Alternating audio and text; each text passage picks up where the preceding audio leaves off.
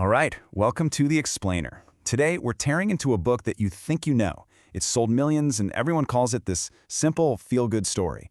But what if that's completely wrong? What if the real message is actually the exact opposite of comforting? Yeah, today, we're uncovering the uncomfortable truth behind Paulo Coelho's The Alchemist. Okay, let's get one thing straight right out of the gate. This is not a motivational book. Seriously. If you've only seen the pretty quotes on Instagram posters, you've missed the entire point. The argument we're digging into today says The Alchemist was never meant to make you feel good. In fact, it's the opposite. Think of it less like a warm hug and more like a brutally honest mirror.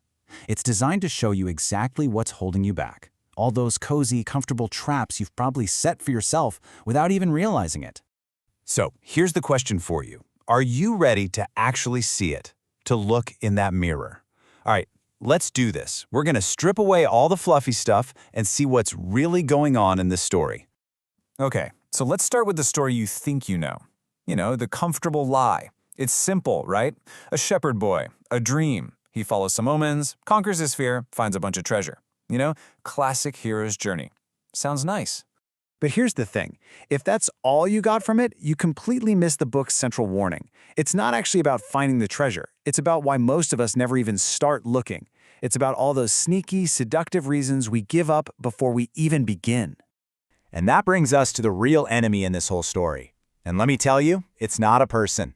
It's not even fear. Nope. The real danger is hiding in good enough. So we're all trained to think the big bad wolf is fear, right? But it's not. The real enemy? It's negotiation. It's that little voice in your head that says, hey, just play it safe. Be realistic. This is good enough. It's the comfort, the safety, this acceptable life. That's the real trap. It's the temptation to settle. And this quote just nails it. Most people don't fail, they settle. Think about that. The biggest threat to your dream isn't failing in some big dramatic way. It's finding a life that's just okay. Just comfortable enough that you stop trying for what you really truly wanted. This is why the crystal shop is, without a doubt, the most dangerous part of Santiago's entire journey. Why? Because he gets successful there. He's making good money, people respect him, he's comfortable. And that's the test. That's the moment the good enough life almost kills the great one. It's that cozy job, that stable situation, that thing that's just fine enough to keep you from ever taking a real risk again. So let's talk about a couple of the most misunderstood ideas in the whole book, money, and this whole concept of the universe. Okay, money. The book is pretty clear on this. Money is not the prize. It's not a reward. It's a test. Look at Santiago. When he starts hoarding it for security, his journey grinds to a halt. But when he uses it as a tool, as fuel to keep moving, to buy sheep, to cross the desert, things happen. It's supposed to be gasoline, not a comfortable armchair. And then you have that super famous quote, right? When you want something, all the universe conspires in helping you to achieve it. Sounds amazing. But here's the part everyone loves to forget. The universe doesn't just help you before you've done anything.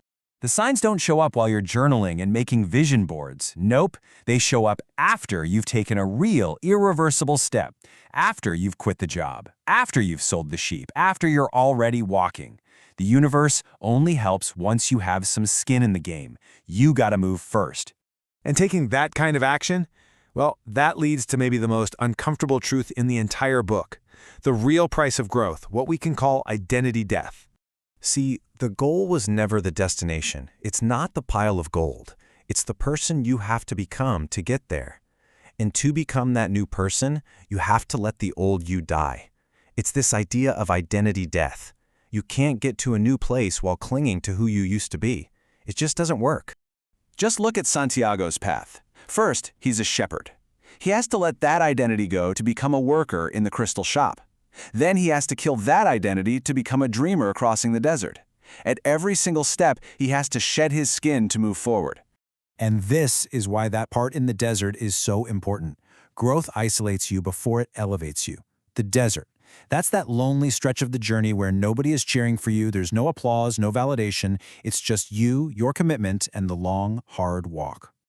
Okay, this next part might sting a little.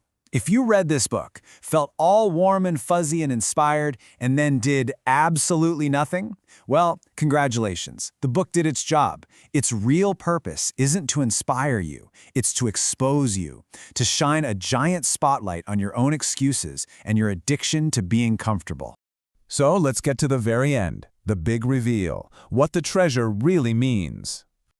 So the treasure was back where he started the whole time. A lot of people think that means the journey was a waste of time. No, it's the exact opposite. You only recognize the value of where you started after you've outgrown it. Santiago couldn't see the treasure until the journey changed him into someone who could. You can't shortcut your way to wisdom. So the book isn't really asking, what's your dream? That's the easy question. The real, gut punch question is, what are you willing to lose for it? I mean, really, are you willing to lose your image, your need for certainty? Are you willing to say goodbye to your old self, to throw out the timeline you planned for your life? Because one thing this book makes brutally clear is that destiny doesn't negotiate. And that's the final challenge, isn't it? The real tragedy isn't failure. It's looking back on a life you know was merely acceptable. It's a dare. Do you have the guts to walk away from good enough? This book won't change your life, but if you read it honestly, it will make it impossible to lie to yourself ever again. Because once you see your own comfortable cages for what they are, you can't unsee them. And maybe that's the real treasure after all.